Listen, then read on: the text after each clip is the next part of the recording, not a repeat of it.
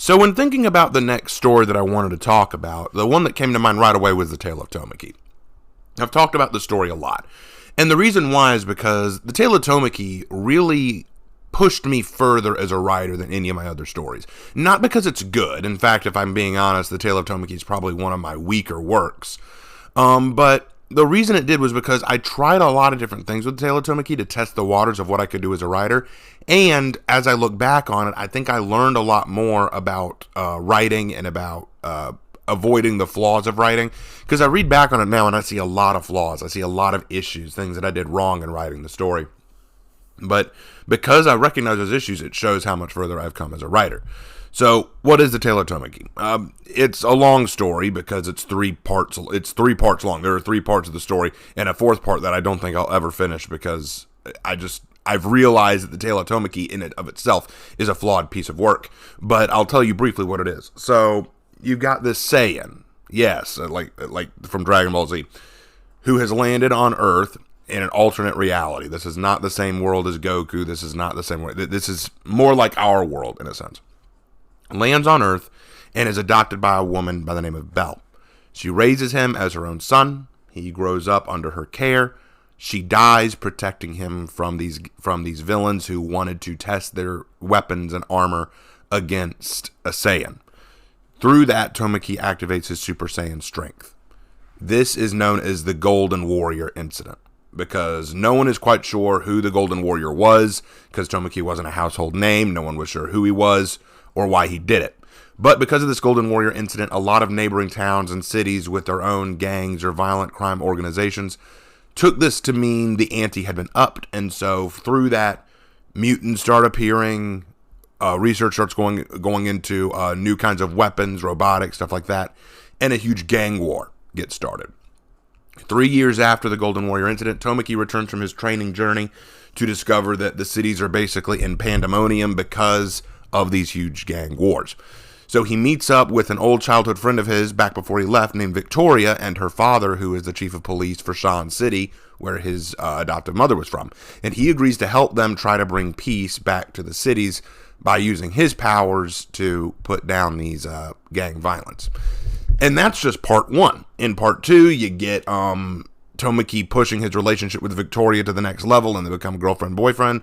Dealing with another Saiyan who shows up on Earth named Griff, who wants to challenge Tomaki. You deal with a witch from another realm entirely who wants to use the Saiyans for her own twisted ends. You get the Galactic Patrol showing up, sending one of their best agents to try to put the Saiyans down. That went crazy. And then in the 3rd act, yes, there's a 3rd act, an ancient demon lord is resurrected by a cult to try and take over the world named Boalak. And Boalak is even stronger than Tomaki could have dreamed of in his Super Saiyan form. In fact, Tomaki goes Super Saiyan, and while they're fighting, he's not making any progress on Boalak. And Boalak just straight up says, "Oh, I'm sorry, I haven't really been trying that hard. I've been so busy trying to read your mind and your memories, I was a little distracted," which is like, wait, you mean while we've been fighting, I can barely touch you, but you're not even trying? It's one of those things that it kind of shows Tomaki he's not nearly as strong as he needs to be. But this also scares Tomaki because he thinks to himself, how far is too far? Like, when I go Super Saiyan, my restraints are lessened. What happens when I push myself to a level that I can't restrain myself anymore?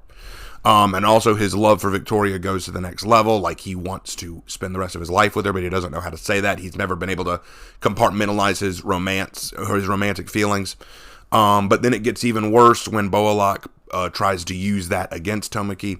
He also brings out some of his demonic agents to try to slow Tomaki down, and Tomaki has to use allies and friends that he never thought he'd have to use before to try to fight them back. There's a lot that goes into that final act.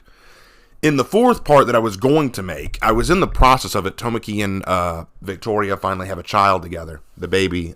He names it after his adopted mother named Belle. And the problem therein, though, is that he's having to struggle with the reality of being a father, being a husband, and also he has to deal with all new threats. I introduced the Justice League. Yes, this would be the DC universe. You see kind of why I couldn't work on it anymore.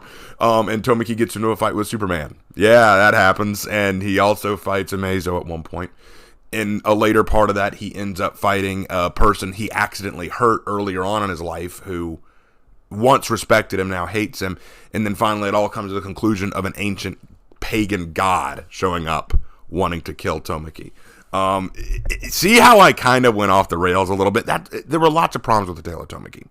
One of the big problems was, and a lot of people pointed this out, if I wanted to create my own superhero that badly, why did I have to just rip off of Dragon Ball Z? And you know what? That's a fair criticism.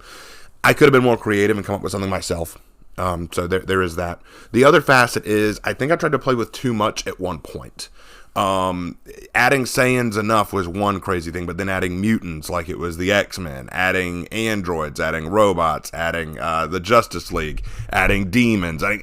It was all a bit too much. I was so excited with the possibilities of what I could do with the story and what I could do with my own superhero tale that I pushed it further than it could go. And I think that I jumped the shark one too many times. There was that. There was also the reality that I was still new to writing romance. So the romance between Victoria and Tomaki I don't think was very strong. In fact, another problem that I could see is I didn't expand on Tomaki's... reverse that. I expanded on Tomaki fine. I didn't expand on Victoria or all the other characters as well as I possibly could have. I needed to spend more time fleshing out their characters, fleshing out their goals and their desires. I could have had them work off of Tomaki a bit more. And yes, I think another major problem that I had was I felt like I made Tomaki a bit too much of a Gary Stu. Not that he doesn't have his flaws, he certainly does. In fact, if there's one good thing I can say about it, I think I approached Tomaki and his approach to power much better than even folks like Goku did. Because the thing about Tomaki is he is afraid of his own power. That's what holds him back in training. He is afraid of who he could hurt. Whereas with Goku, he's all about getting to the next level. With Vegeta, it's all about getting to the next level. With Tomaki, it's about, I'm afraid to go to the next level. I could go to the next level, but I'm afraid to go to it because I don't know what it'll mean.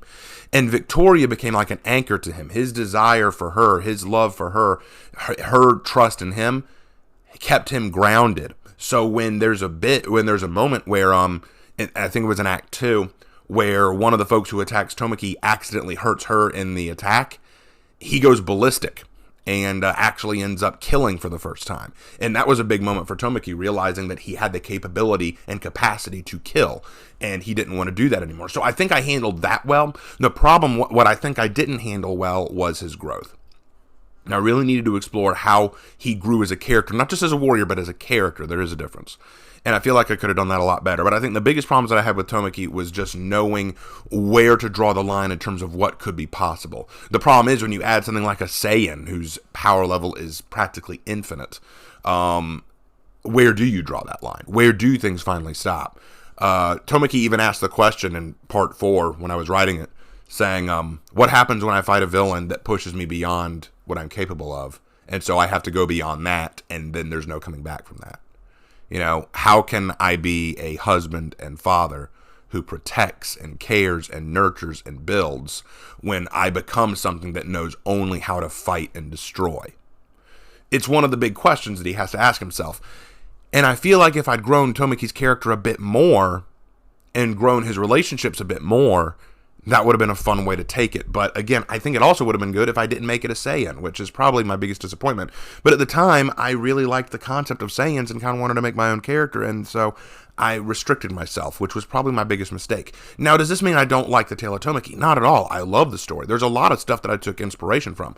I think there's a lot of things that I drew from, like, for example, Lark encouraged the creation of a galactic patrolman who used radiation, like nuclear radiation from his body, as a power, and his suit was designed to restrict that power. So in his fight, when his opponent, who was one of the demons from earlier that Boalot commanded, ripped open the suit, it caused a radiation wave so strong it vaporized part of the demon's arm, and that was really cool. I thought that was a really cool idea.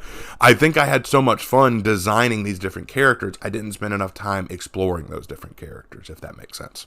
I needed to make it more my own and not try to borrow ideas from other people or from other sources, if that makes sense.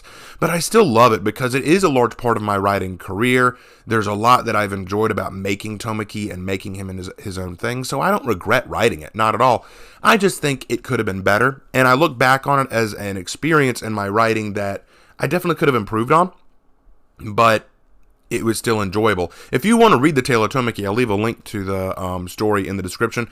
Know that the first 3 parts are finished. The 4th part, Tomaki 2, as it's called, because I originally wanted it to be a 3-part story, but people asked for a sequel, so I started working on that sequel to make that part 4 in the Tale of Tomaki 2. But I probably won't ever finish it, because the Tale of Tomaki in and of itself is just, I feel like, a flawed product at this point. It's something that I just don't feel comfortable finishing unless I were to go back and really just rewrite it, which, frankly, with all the other projects going on, I just don't have time to do. But it's still something I look back on with a lot of love and reverence. There's a lot of ideas I would have loved to have gone with, like, especially, I actually had a plan to have Tomaki learn Ultra Instinct at one point.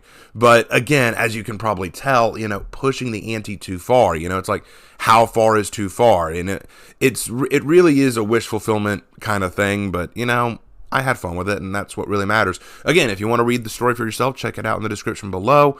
And if you don't really care, well, I appreciate you watching this far into the video. I hope you guys have a great rest of your day, and I will see you in my next video. Take care.